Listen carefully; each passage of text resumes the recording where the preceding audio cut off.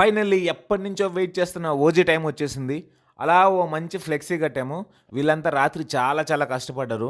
నాకు ముందే తెలుసు ఓజీకి ఇంత హైప్ వస్తదని. ఎందుకంటే పవన్ కళ్యాణ్, మార్షల్ ఆర్ట్స్ అనేది ఒక డెడ్లీ కాంబినేషన్. మీరు చూస్తే సిస్టర్ సెంటిమెంట్‌తో వచ్చిన అన్నవరం సినిమాలో కూడా 'నీ వల్లే నీ వల్లే' అనే ఒక సాంగ్ ఉంటది. అందులో ఈ ఓజీస్ డ్రెస్ ఏసుకొని సాంగ్‌లో కూడా ఒక ఫైట్ సీక్వెన్స్‌ని షూట్ చేశారు. అండ్ 'సర్దార్ గబ్బర్ సింగ్' లాంటి ఒక పోలీస్‌కి, విలన్‌కి మధ్య జరిగే సినిమాలో కూడా లాస్ట్‌లో మార్షల్ ఆర్ట్స్ ఫైట్ ఉంటది. అండ్ 'బంగారం' సినిమాలో లాస్ట్ ఫైట్ కూడా మార్షల్ ఆర్ట్స్ మీద బేస్ అయ్యి ఉంటది. స్కూల్ డేస్‌లో హాస్టల్‌లో టీవీ, సీడీ ప్లేయర్ ఉండేవి. అప్పుడప్పుడు వార్డెన్ సార్ మూవీస్ తెచ్చుకోండి అని చెప్పేవారు.